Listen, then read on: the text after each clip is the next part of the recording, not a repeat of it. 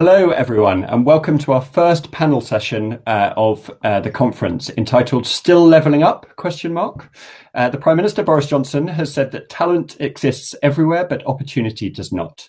He's made closing regional disparities the central economic mission of his government for this Parliament. But what does levelling up mean in practice? And how is that challenge of bringing economic growth and opportunity to places that have not had either in recent decades affected by the present pandemic? How can devolution and community ownership help people take back control, to use a phrase, of their own economic futures? And how can we bring big capital and strategic spatial planning to smaller places, to smaller parcels of land?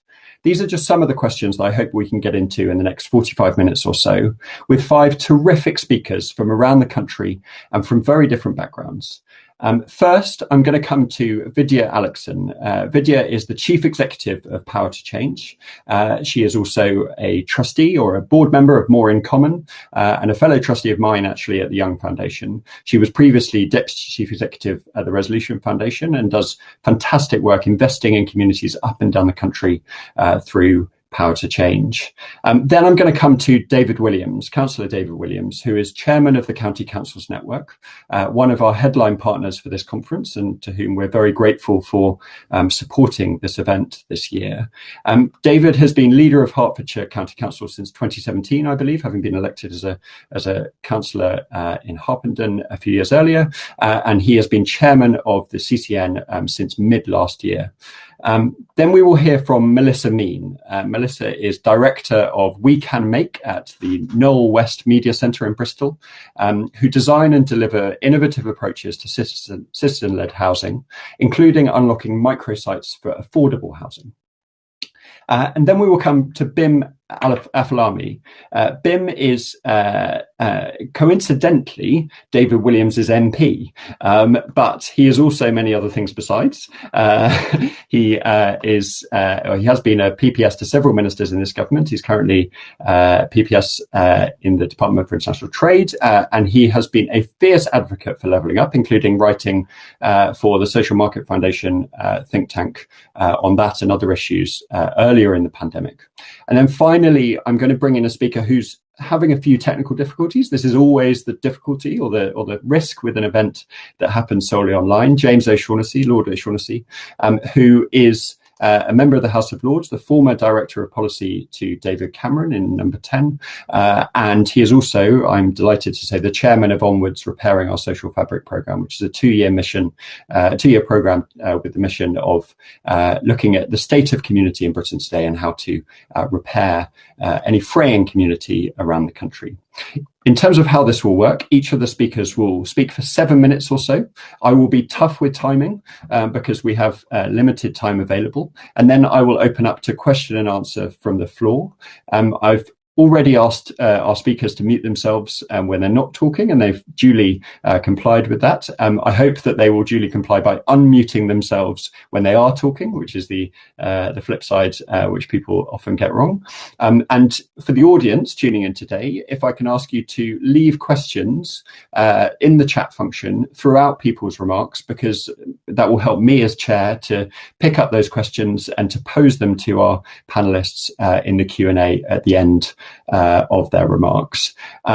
When we finish this session, we will finish promptly at 3:50 p.m, so in just about 43 minutes time, and there'll be a short video break before our 2 breakout sessions for the day. Firstly, on heritage, is it worth it? ? And secondly, it's better up north at 4 p.m.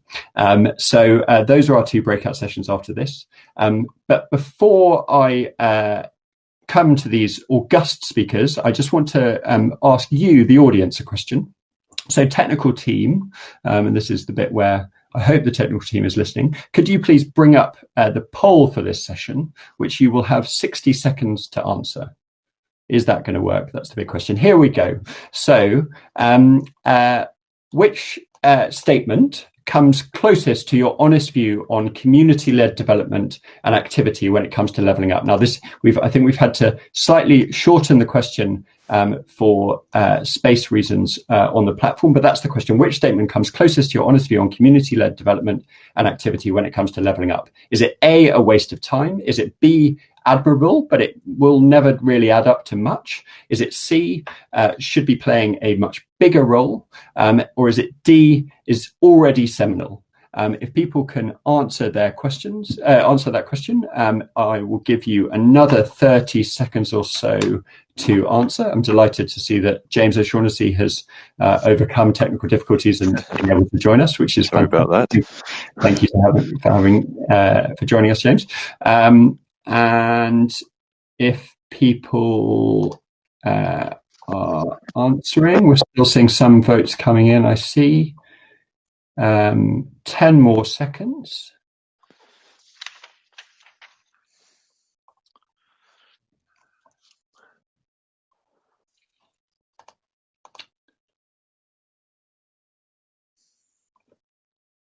And I'm going to close the poll there. You should all, if you voted, be able to see the live result. So there was very strong support for the idea of community-led developing having a much bigger role, a much more considerable role in the levelling up agenda, which is perhaps unsurprising, but there was the scale of the victory was considerable. James, I should just to let you know, I have slightly reversed the order, just given the technical issues. So I'm going to let you bring up the rear, if that's all right. Thanks, Will. Sorry about that. You can say all of the things that everyone else has forgotten to say.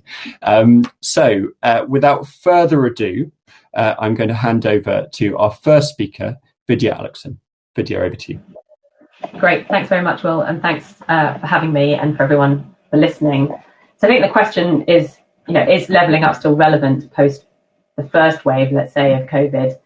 And I think, if anything, it's even more relevant. And I think we all kind of know that. COVID shone a brighter light on the deep economic and social inequalities in the UK. It didn't reveal much that was new, whether it was Brexit or the general election in 2019. We were already very deeply aware of these inequalities. I think the challenge with the coming waves of the pandemic and the fallout from it is the likelihood that those inequalities will be even deeper. We know, for example, that coastal communities, 40% of jobs in those communities, given the sectors that they're in, accommodation, food services, are at risk because of COVID-19. And the brilliant work that I'm really fortunate to be a little part of, Onward's done in terms of its social fabric index, has demonstrated that those are the same communities where the social fabric is already frayed. So the pandemic, if anything, makes the case for levelling up even more pressing. So it's not really a question anymore, it's a necessity. And I think what's increasingly also clear is that we need a twofold approach and a different approach.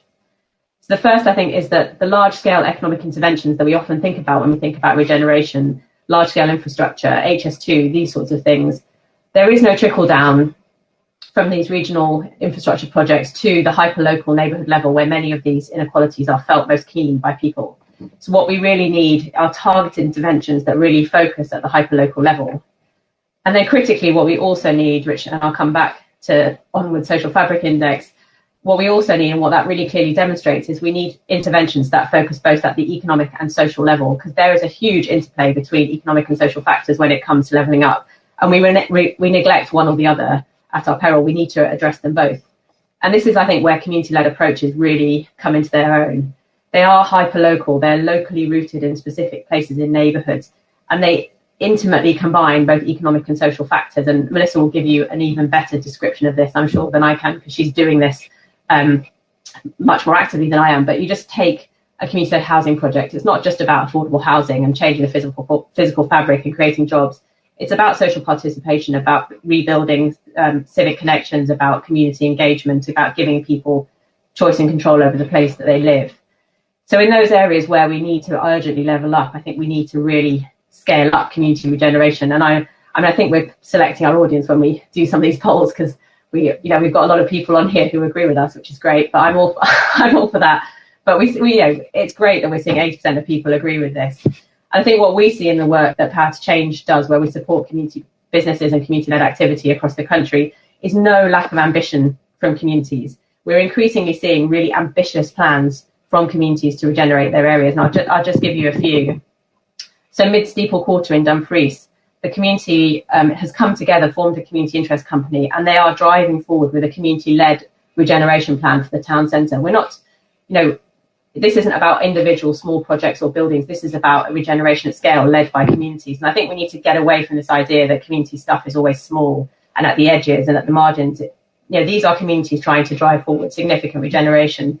Another fantastic example in Watch It in Somerset, the East Quay redevelopment there is being led by Onion Collective, which is a fantastic community business. They're driving forward a multi-million-pound regeneration of the East Quay area. And similarly in Hastings, another challenged coastal community, in the White Rock neighbourhood there, you've got a collection of community organisations coming together, working together collaboratively to take more and more of the buildings in the area into community ownership and to transform the fabric socially and economically of that place. So what do we need to drive this forward? How do we turbocharge these amazing examples of community-led regeneration? Well, I'm just pointing to three areas here that can help generate greater scale.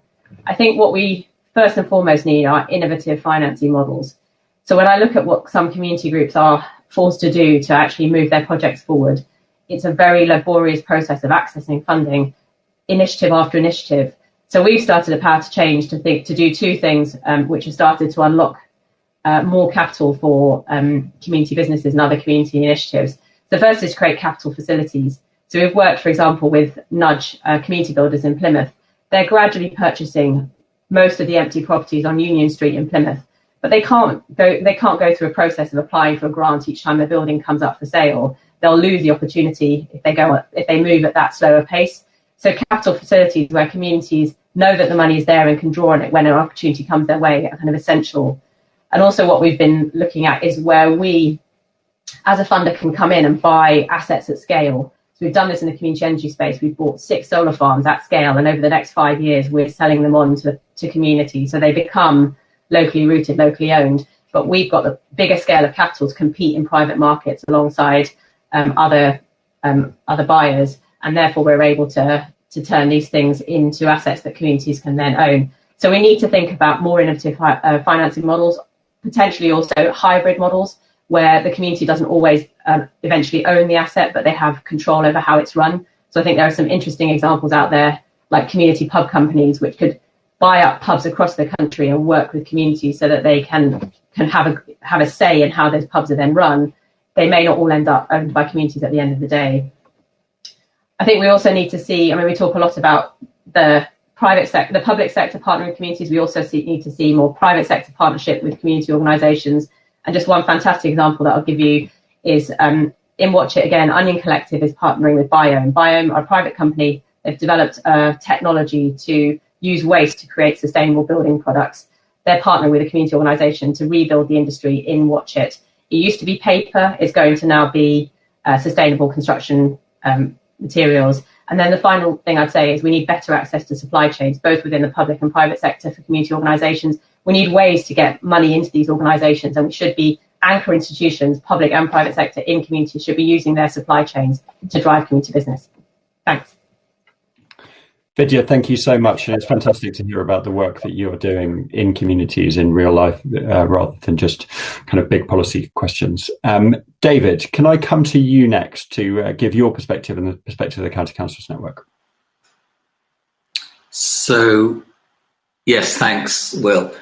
I think it's important that it goes without saying that 2020 has been a challenging year for us in public service and in local government in particular. But it's become increasingly clear that the coming months could be even more difficult as we navigate through a worldwide recession and the coronavirus's economic shocks begin to be realised up and down the country. No community is going to remain unscathed. We can see it already in the retail and hospitality chains announcing job losses every week. England's Shire counties that I represent are home to some of our most prosperous and successful areas, but we must not forget they also contain many left behind areas, from deprived towns to rural and coastal communities, from former manufacturing hotbeds in the Midlands to places where young people leave to go to university but never return. Our most recent research with Grant Thornton showed that over half of the workforce in England's 36 counties, some 6 million people, are working in jobs at risk of widespread closures. Whilst this is a worst case scenario, a major downturn could wreck local economies most reliant on vulnerable sectors. Counties have long lagged the major cities and northern councils in terms of investment, infrastructure and focus from central government. Coronavirus has the potential to turn this divide into a chasm unless we act now. Almost every part of our local economies are going to be reimagined, from the role of the high street to different commuting patterns to the jobs and industries of tomorrow. To maximise the benefits of this change and to minimise the impact on local residents, strong local leadership is needed, together with plans to enable growth from ambitious councils. Recognising that different areas have different needs and different challenges, much of the effort to level up will need to be done locally rather than centrally. As we look towards the publication of the government's Devolution and Local Recovery White Paper, planning reforms and the comprehensive spending review, there is a critical opportunity to empower local authorities most capable of driving the recovery at pace and at scale. County authorities offer the greatest platform to stage economic recovery and begin levelling up their communities. We offer the best of both worlds, big enough to work with government and drive large-scale projects while knowing our communities and businesses intimately. And there are lessons from responding to COVID that demonstrate this in terms of the capabilities of our larger authorities. And on a larger scale, it's county authorities which act as local place leaders, able to bring all parties around the table and to set out long-term visions for our areas and the economies of tomorrow. Recent reports for us from both Grant Thornton and Henham Strategy outlined how counties can be empowered to make a difference now, with prompt investment decisions that focus on addressing COVID-related vulnerabilities and streamlined funding for local authorities. They also called for the creation of growth boards in each county. Now, in my experience personally, chairing Hertfordshire's growth board, these can play a game-changing role, not just in bringing key local stakeholders together to create a shared vision, but to follow through, including where appropriate, and as in the case of Hertfordshire, negotiating deals directly with government. The County Councils Network will continue working with the government's proposed planning reforms to advocate for a new approach that supports strategic, place-based growth with long-term priorities fully integrated with investment strategies. The upcoming White Paper's efforts to reform developer contributions are welcome, with the current system failing to capture significant land value uplift and provide enough funds for councils to build the infrastructure to go along with housing growth. But any new system must be robust enough not only to deliver adequate funds for new roads and for new school places, but also to ensure affordable homes are delivered. This is an important consideration in county areas which have the highest average house prices in the country outside of the South East. So these agendas, while important, must be underpinned by more fundamental change to our local institutions. The extraordinary circumstances in which we now find ourselves have brought about the best in our sector, but this does not make local government immune from fundamental change, especially not in a climate where we are reassessing every element of our lives. We know that government is keen to spread devolution to county areas. To achieve this, the government over recent months has signalled its desire for more mayors and more unitary councils as part of its wider devolution plans. Speaking to many fellow county leaders, I know there is a real appetite for ensuring that we are equipped with the tools to deliver the same benefits of devolution as our metropolitan areas have done in recent years. In order to make best use of new devolved powers, the evidence shows that we need more streamlined local councils in county areas. This means, in my view, government setting out a clear preference for unitary councils in as many places as possible. There is overwhelming evidence that these deliver more effective services at scale through structures that are easily understood and empowering for local people. If we are to have the best chance of delivering devolution and levelling up our communities, we need to reform and revitalise our local government structures and create authorities fit for the challenges of the 21st century. This will involve some difficult decisions around the country, but we are all coming to terms with the implications of COVID-19 and how best to equip for the challenges ahead. Local government needs to change and be placed on a sustainable footing while still being rooted in local communities. The benefits in terms of service provision, financial savings and local accountability from those parts of the country who already have unitary structures is clear. We just need ministers to put all of the building blocks in place to enable our counties to flourish. Thanks. David, thank you very much. And already, I think anyone listening will be able to get into the question of what is the right level for levelling up. We've heard from Vidya about communities. We've heard from David around local government reform. I'm now going to turn to Melissa, who will, I suspect, give a slightly different perspective yet again on what levelling up might mean for communities and how communities can take back more control. Melissa, over to you. Thanks very much, Will. And I'm just going to share my screen because I think better in pictures. So and if you've got time, I might have a little film to show people. So just hold on 1 minute. It was working perfectly earlier.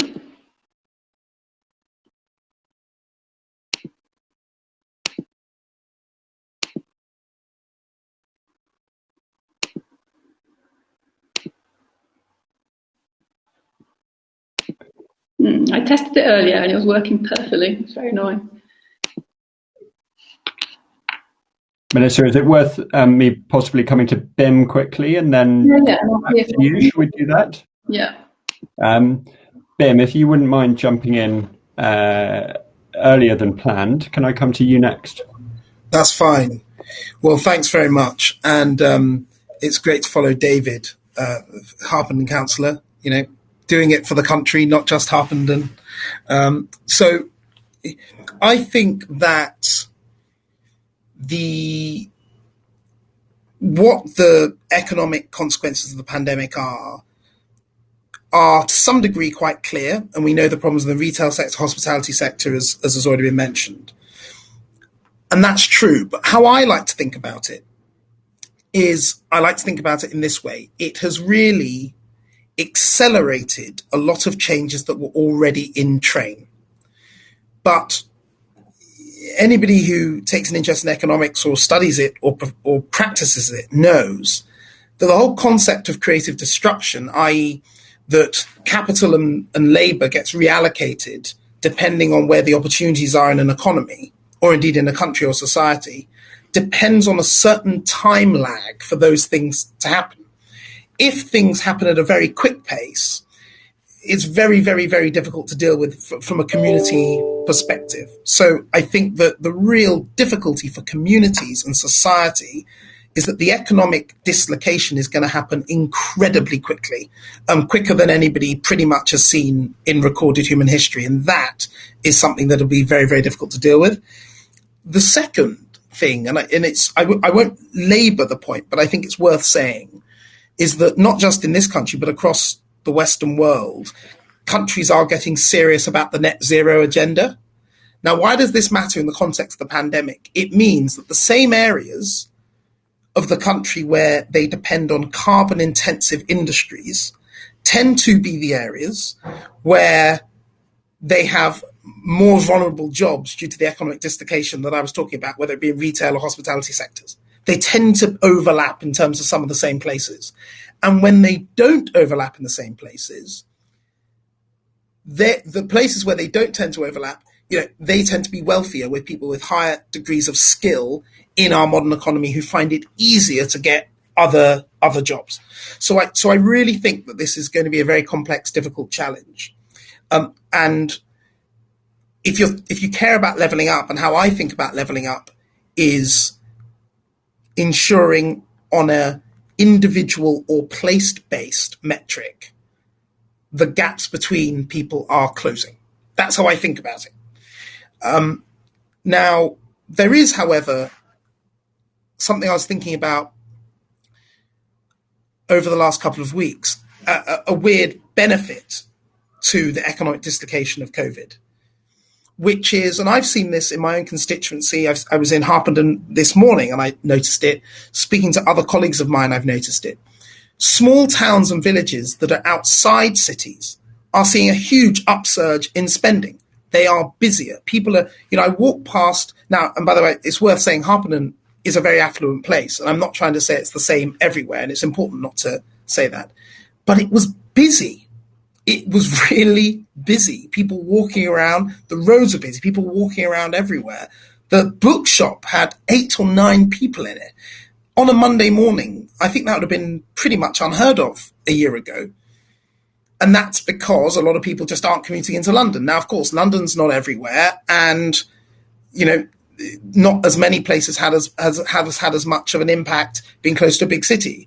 But if you think of not just London, Birmingham, Manchester, Glasgow, Edinburgh, etc., Bristol, Bath, all actually across the country, small towns and villages outside will hopefully see an increase in their spending and an increase in the care in a very emotional and societal way about that community. Because frankly, a lot of people who just used to sleep there are now spending a lot more time there.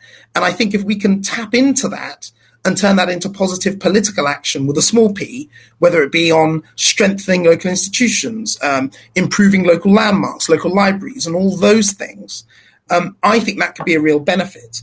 Now, just to finish, how do you achieve all that? I agree with much of what David said. I take a slightly different tack.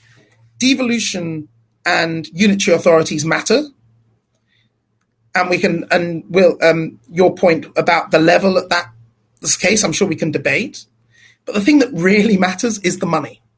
And I gave a speech to Bright Blue last week where I talked about more fiscal devolution to regions within England and regions within Scotland and Wales as well, being really critical. What does that mean? It means, and David, before I say this, I don't want you to do this because it will cost me money. But if now Hertfordshire wants to build, a new dual carriageway somewhere, at the moment they have to go cap in hand to the Treasury. Ultimately, the Treasury makes that decision because it would be relying on public spending. But if we could have more innovative financing models, ways that Hertfordshire, if it wanted to, could raise more money, maybe bring in a private sector company to come and run a concession, whatever it is, to give more freedoms to regions to do that, not just counties, but communities, more fiscal powers at a local level, that I think would make those institutions more accountable, because when you're taking money off people, you're always accountable. And it would enable people to be more flexible and be more innovative. I think that's one way in which we can actually level up, combined with dealing with the challenges that we face. And I recognize I didn't explain my bright ideas to deal with all of those big challenges, but I'm sure someone will ask me a question about it afterwards.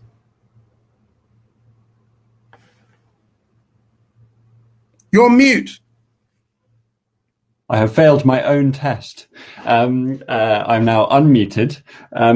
So on top of this key question about what is the right level by which to determine levelling up, we also have questions about how quickly some of the disruption we've been seeing will happen, and in what ways will it affect different places, and how can you use that to our advantage in terms of strengthening the networks and institutions and landmarks in those places in order to sustain a higher quality of life. James O'Shaughnessy, I was going to bring you in next, not least because I think Vidya and Melissa, I've just been told, are having internet connection issues, but they will both be back with us. This is why we originally intended to do this event in person. James, can I come to you next? And I see we've got Vidya back, and I'm hoping Melissa will join while you're talking. Yeah, of course. And well, firstly, thank you to you and Create Streets for the conference, and apologies for my own technical difficulties. I think we need to level up Parliament's IT as a matter of priority. No, it's an incredibly interesting discussion, and actually everything that Vidya, David and Bim have said so far touches on some of the things I was going to talk about. So it all fits quite well. Vidya mentioned some work that Power to Change are helping to fund at Onward on our repairing our social fabric project. And I was just going to use that really and our recent report from this time last week as the context for getting into this debate, because as you said, the title of this is still levelling up.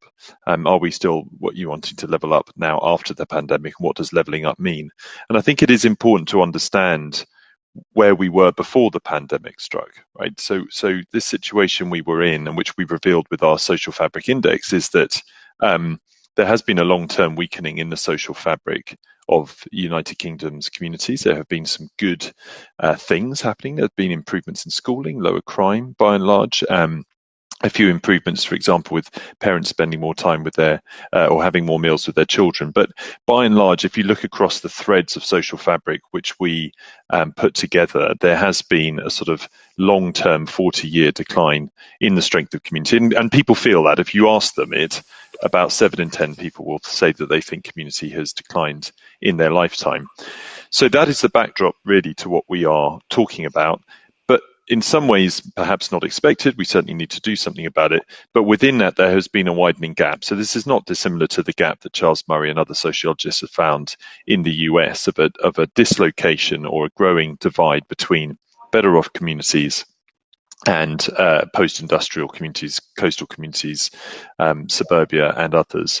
And that has certainly been amplified by our experiences of the pandemic recently.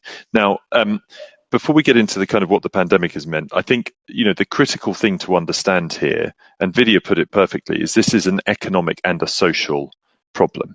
So the economics we actually understand reasonably well. We understand about jobs, growth, investment. We have ways of counting them. We can attach monetary values to them. But arguably the decline in the sort of social and cultural strength of some of these communities has been just as great. But we don't really have a kind of language for describing it very well. And we certainly haven't got particularly good ways of quantifying it. That's one of the reasons we wanted to do the Social Fabric Index in the first place. And because it is social and economic, it's also a category area to believe you can only fix these social problems through economic policy. Yes, you do. You need better jobs and you need more tenure. Tenure is incredibly important to a sense of security, obviously.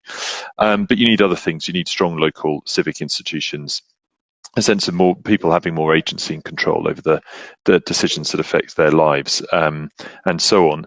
And so, actually, what does that mean in practice? Well, picking up on some of the things that other panelists have talked about, that idea of institutions. Now, as a conservative, I would say that's a deeply conservative idea. Others would just say it's just something that's important in all our lives. But we need to find ways of creating and strengthening institutions that give people meaning and purpose. The places and organisations where they can come together to solve common problems, to enjoy each other's company and so on.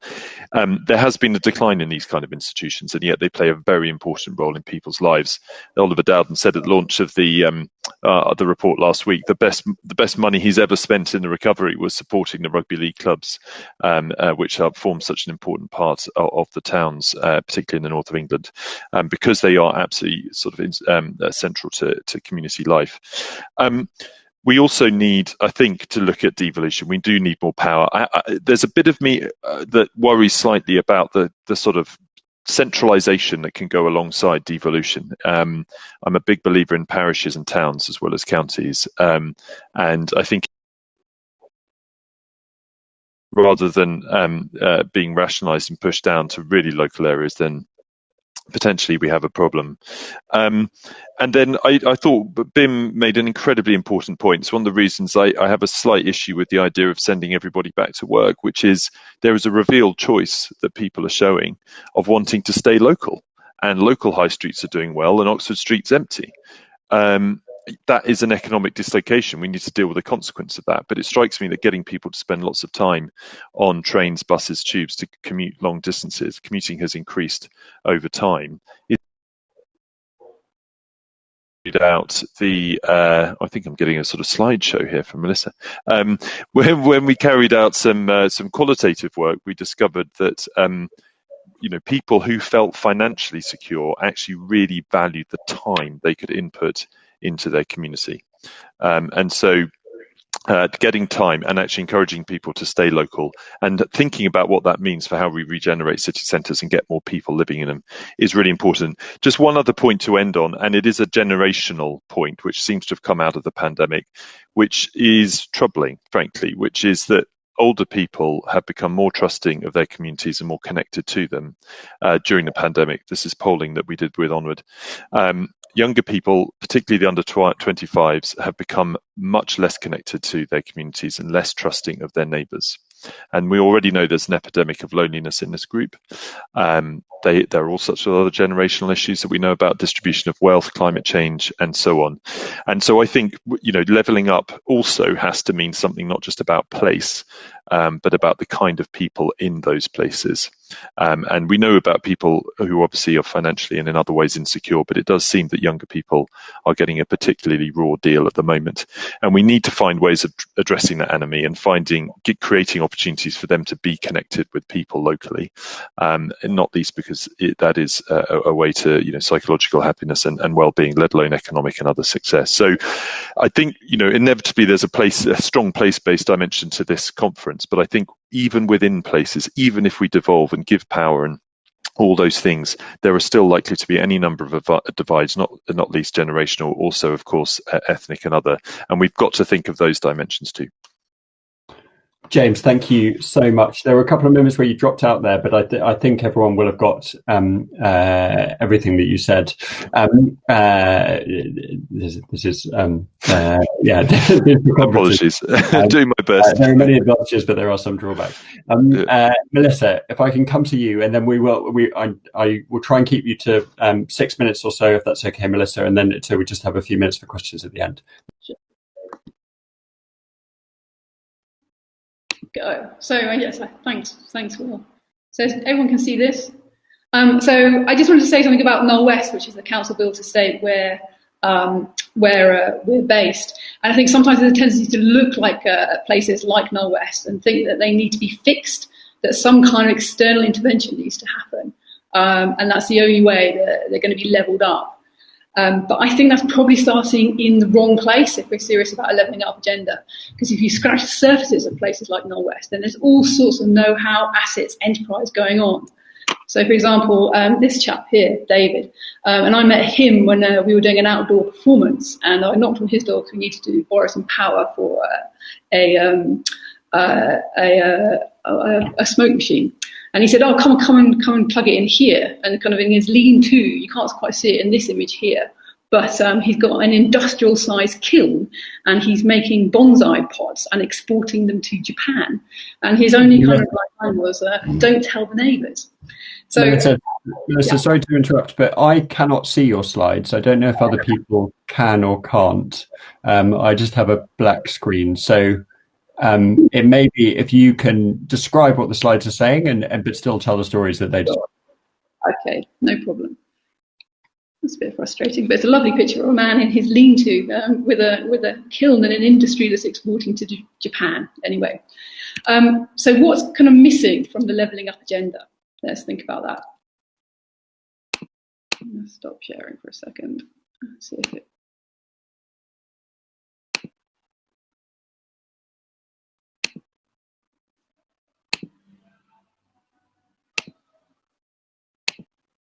Can you see that now? No. Okay. All right. I'll give up. You can see that. Sorry. Yeah. Sorry. We could see that. Could you? You could see that, but not now. Correct. Right. One last time.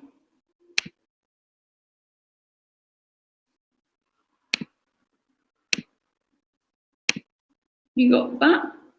No. Yes. Yes. Great.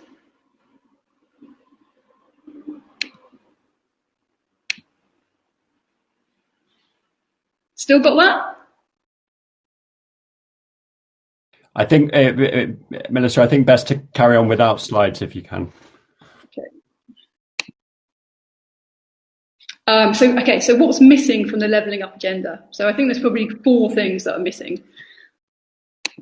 So one is around, I think previously to COVID, the main focus of levelling up was centralised spending on regional infrastructure and primarily on transport, which misses the rest of the infrastructure we need to really make places, the kind of places where people want to live, start a family, start a business.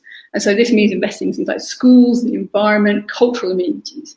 And that's as much about human capital as it is the physical capital. So taking, in terms of levelling up, we need a whole place agenda rather than just thinking about kind of quite a narrow. Second, I think the missing ingredient in the levelling up agenda is around local ownership and authorship.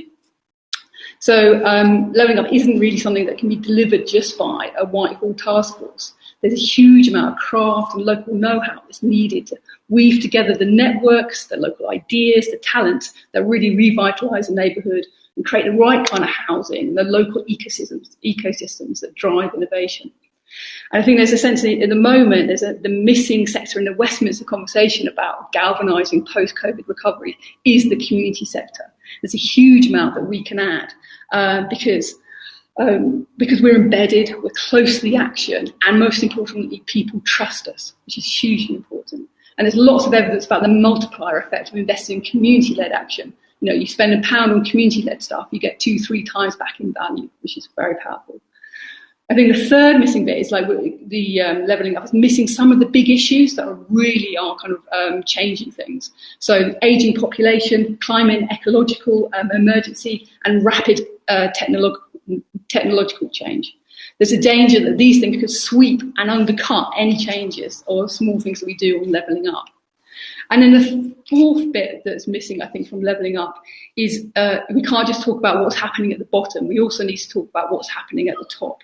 The UK is one of the most unequal societies going, and there's a danger that inequality is so great that it could take the whole system under. So how can we think about things differently? How can we make the levelling up agenda really bite? So if you take one of those kind of issues that we need to think about differently, so take technological change. I'm going to share a kind of, I guess, our story of COVID response in Northwest. And looking at tech kind of change. So if you look at technology in the construction sector, it's one of the least digitised in the world. Only hunting is less digitised than the construction sector. So there's a huge opportunity for new skills, jobs, really addressing the housing crisis. Unfortunately, at the moment, the vision for tech in construction industry is looks like kind of large factories that just pump out very standardised boxes and have very little connection to people or places. So this isn't a recipe for levelling up. That's a recipe for investment and jobs washing through communities and concentrating even more power and capital in the already powerful. So how could things be different? What if you really put digital design and construction technologies in the hands of people and communities? So this has been our lockdown project, which is exactly what we've done with automated architecture, which is a small startup firm that's spun out of UCL Bartlett. And so we recruited a cohort of 15 local people aged 19 to 76 to give them an immersion in digital design and construction. So we conceived this project just before lockdown. We thought it might be all a bit more hands-on and workshopy, and obviously we had to adapt to that, and it was all delivered like this, pretty much over Zoom. But we did adapt. We sent out little kits to people. We developed an online app that people could really learn the skills and experiment with.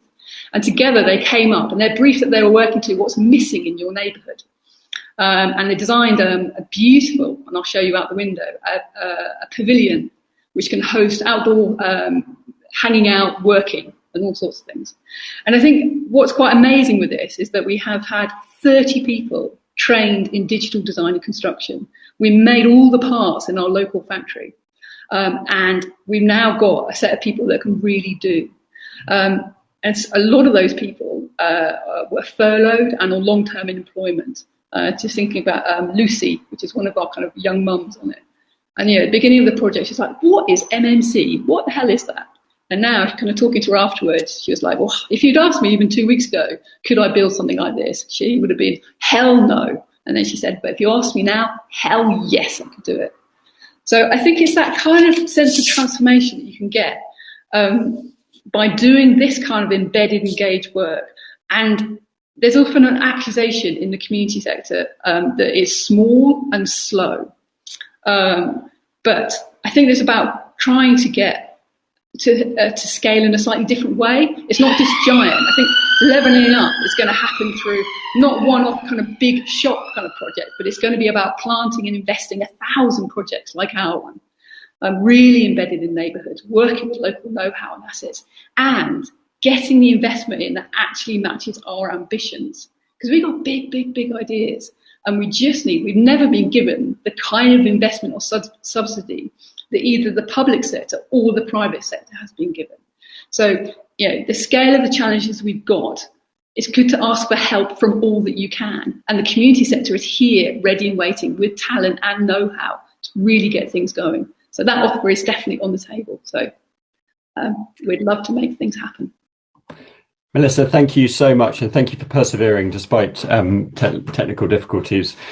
So we've got, I'm going to let the session run over by 5 minutes or so that we can actually get into some Q&A from the audience, because we've got lots of questions streaming in on the platform. And I'm going to start with a question which I'm going to direct at David and Bim, if that's all right, or I'm going to group together a couple of questions from Catriona Riddell, Andrew Taylor, and others who are asking largely about kind of strategic decision making within local government. And so Catriona asked, do we need a Goldilocks approach to strategic place-based planning? Not too big, not too small. How do we do this if unitarisation or devolution doesn't happen? And I'm going to group that with this question from Andrew, which is devolution the only way to deliver proper strategic planning, which is a similar type of question, really. If not unitarisation, then what? How can we bring together new homes, employment, investment in new infrastructure, as Bim mentioned, if unitarisation or devolution doesn't happen in the way in which some people are calling for? So David, can I come to you first, and then I'll come to Bim, and then I'll give the others an opportunity to answer perhaps some of the other questions. Yes, I mean, let me make some fundamental quick points, Will. I strongly support the views coming from Andrew and Catriona about the need for more spatial planning. What we're doing at the moment is delivering houses. What we're not doing is thinking about where growth should happen, where bets should be placed. And you need capabilities to do that. You don't want to be confined by local planning authority boundaries. You need to be looking across functional economic areas, or dare I say it, counties, in order to get that real perspective about where growth should happen, where it should be prioritised. And you need capabilities to do that. You need people who are going to be around for years in order to work on those projects and bring them forward. I have to say, in my own example in Hertfordshire, to overcome some of these problems, that was the reason why we set up the Growth Board. And so the 10 local planning authorities, plus the local enterprise partnership, plus the county council, form part of the Growth Board. And that's given us perspectives about our county and how it's joined up. And it's very polycentric in nature. It's given us real dimensions in terms of where we could be and should be prioritising growth, whether that's housing or employment. And so certainly if we don't get devolution, I would be a strong advocate for areas establishing a growth board similar to the Hertfordshire Growth Board. David, thank you very much. Bim, what's your perspective on this? Well, I think it depends on the type of powers and the things you want to achieve. So to echo James O'Shaughnessy, I think that parishes and towns, villages and small towns, can take a lot of decisions, actually, and they should be encouraged to do so. And I'm one of the people that believe that if you give genuine power over things people care about in the local area, people do take them quite seriously. However, capabilities is a really important point. And I've seen, and look, district councils vary in quality and personnel and political composition. But when you've got a lot of small cash-strapped councils all trying to deliver these 30-year local housing plans, it's just laughable, the idea that that couldn't be done more effectively with more strategic units that thought more about the economic distribution of activity in a local region. That isn't to say the local people don't get a say. As I say, you give parishes more power, you give town councils more power over design codes, over the nature of how the community should be run, over everything from what the houses should look like, and et cetera, et cetera, et cetera. But in terms of the delivery of bigger infrastructure and larger settlements, I think it's just so obvious that I don't think you can actually do that without going up a bit higher. And the only thing I'd add is, if we really want people to be able to take decisions locally and to level up and the sort of let 1,000 flowers bloom approach, though I'm paraphrasing, as we just heard, we do need those powers to be the right ones, because otherwise people get overwhelmed, they won't have the money, and then central government will say, well, now we need to take the powers back because you can't use them. And that's not good for anybody. So that's my view on that. Ben, thank you very much. So for the final set of questions, because we are already over time, I'm going to take Joel Cohen's question from Sport England, which is about what the Treasury values ultimately, alongside Chris Brown's question from Igloo about how do you put resources into the hands of communities. And this is essentially a question of how can we get the Treasury or other organisations to value different types of activity from the activity that has previously been funded by the Central Exchequer. So Joel is asking specifically about wellbeing resources and support for community sport. And also, how do we make a case for putting those resources in the hands of communities themselves in a way that historically has been quite difficult, or something that's gone against the grain of central government, or indeed occasionally against the grain of local government decision making. So can I first come to James O'Shaughnessy, then I'm going to come to Vidya, and then I will come to Melissa to close us off, if that's all right. So how can we actually make a practical difference, especially amongst the decision making departments in this space? James.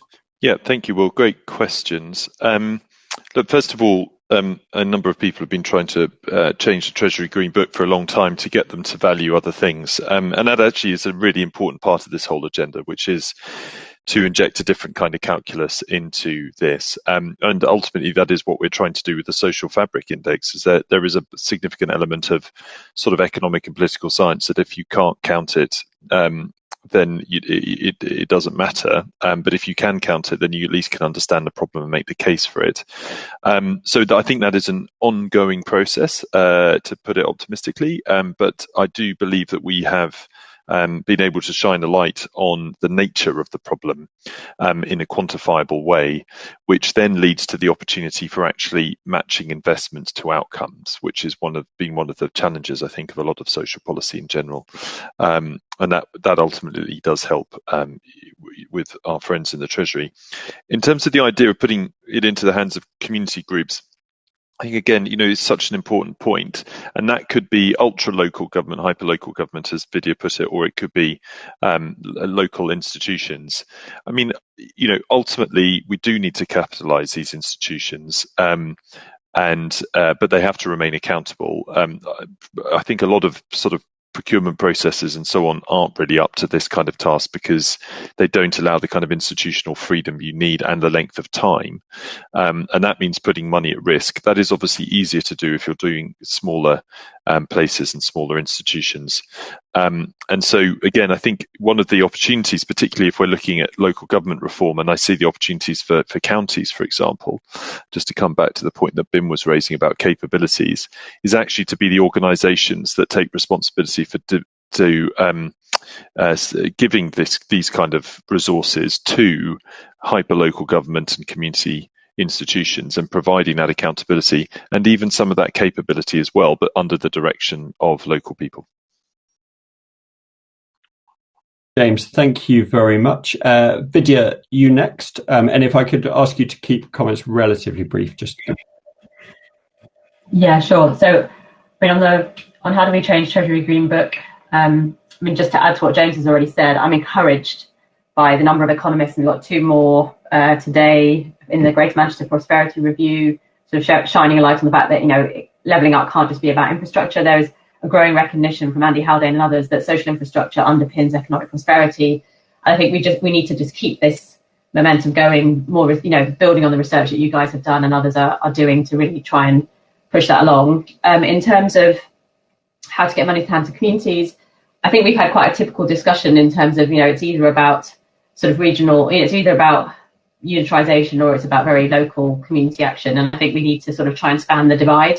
And I think if there is a move towards unitarisation, I think it needs to be coupled with the growth. You know, there are parish structures, there are neighbourhood forums, there are structures at a hyperlocal level that we can build on. And we need to make sure that as power shifts up for some things that require larger scale spatial planning, that are better done at a higher level of government, that we don't let everything drift up, and we do bring resources also much closer down to the community. And there are structures there that we can build on.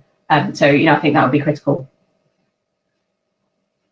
Thank you so much, Vidya. Yeah, very much echoing, you know, if we count the things that really matter and really make a difference, you know, the kind of social outcomes and actual outcomes, not just outputs, then, you know, the money will follow that, and it should follow that. I do think there's a really kind of big issue around kind of risk. And there's always kind of a paralysing thing, there's a fear of something that might go wrong. Well, that if you do nothing, that's an even bigger risk. And I think that kind of does parallel some things in the kind of community sector. And actually, we just really need to, at this stage, like let go a little and try some different things out. Because if we keep on repeating exactly the same way that we're doing things, then nothing is ever going to change. So this is the chance to actually genuinely shake things up and genuinely give the community sector a go.